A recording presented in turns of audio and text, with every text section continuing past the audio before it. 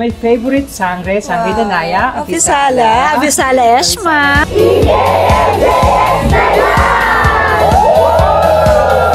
Nandito tayo ngayon sa SM Light at maya-maya ay makakasama natin si Sanya Lopez at syempre ang Sanya Warriors.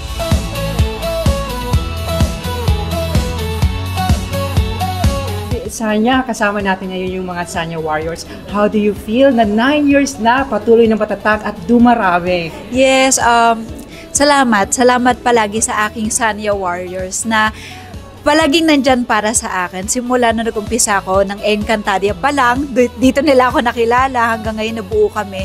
9 years na tayo at more years pa para sa atin. Ang masasabi ko lang sana ay hindi kayo magsawa at tuloy-tuloy ang pagmamahal, hindi lamang sa akin kundi sa kapwa nyo, mga kasama dito sa Sanya Warriors at sa iba pang mga fan club. Lagi kong sinasabi yun sa kanila, always be good kahit na kaninong fan club, because kung sino yung sinusuportahan nila, nagre-reflect din yun sa kanila. Parang gano'n. You deserve all the love from Sanya Warriors at sa lahat ng mga nanonood sa atin. And of course, from me, fan mo ako since 2016. And let's talk about the movie. Yes. How do you feel na sa kauna-unahang KMJS Gabi ng Lagim the Movie ay isa sa mga cast na napili? Oh, sobrang saya talaga kasi hindi ko to inakala. Before kasi talagang pangarap ko yung Gabi ng Lagim. Sabi ko, sana maging parte ako ng Gabi ng Lagim. Tapos, sa TV pa lang yun hindi pa yung sa pelikula. And medyo may umiingay na pelikula. Pero syempre, pinangarap mo rin naman yun. Tapos, binigay sa'yo. Kaya thank you po sa lahat ng bumubuo ng Gabi ng Lagim the Movie. That's right. You deserve all the blessings, Sanya. At alam ko, hindi ito yung unang horror mo. Nag-amalanhig ka na rin. Yes. And then may psychological suspense. Wow, galing mo ka na rin. Yung Playtime with Sian. Yes. So, how about the experience or the preparation in general? Anong pagkakaiba sa Gabi ng Lagim? Siguro sa Gabi ng Lagim kasi, medyo period film kasi siya. Since 1960s, 67. So, yung preparation na kailangan, medyo makaluma yung itsura ninyo. Na, hindi masyado kasi ako galing akong pulang araw. So, nandun ako sa medyo part ng kailangan hindi papunta na tayo sa medyo ang tawag dito, itong panahon na natin. So, yun yung challenge na kailangan makita yung makaluma ka na medyo may makabago na ng konti. So, parang ganon. And at the same time, yung fight scene naman, during ginagawa kasi namin to, I'm doing sangre.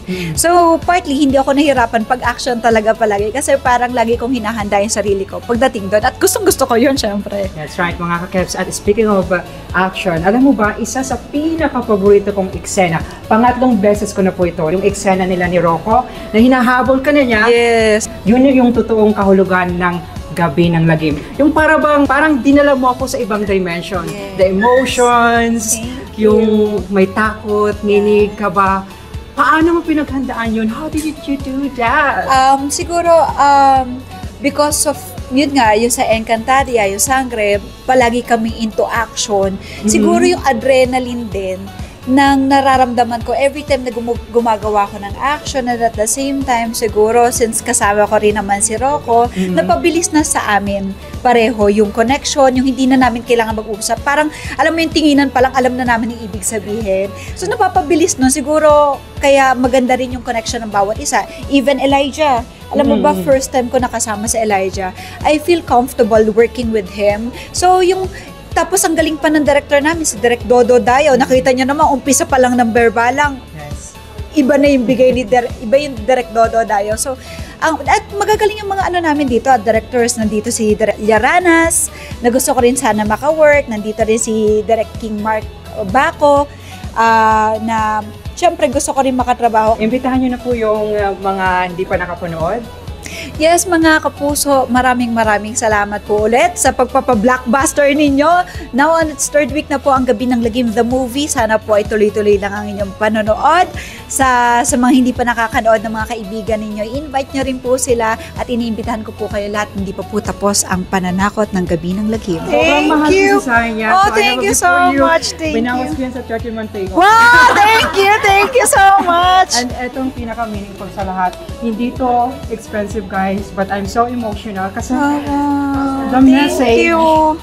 Basahin mo na lang. Oh, kasi yes. This is a reminder ring na para sa'yo. At Thank you. unang binigyan ko nito yung parents ko and then ito ulit sa'yo. Sobrang salamat sa kanya. I so love you so much. Salamat sa effort mo. It's really nice meeting you. And sana sa lahat pa ng mga ganap natin magkasama ulit Of tayo. course.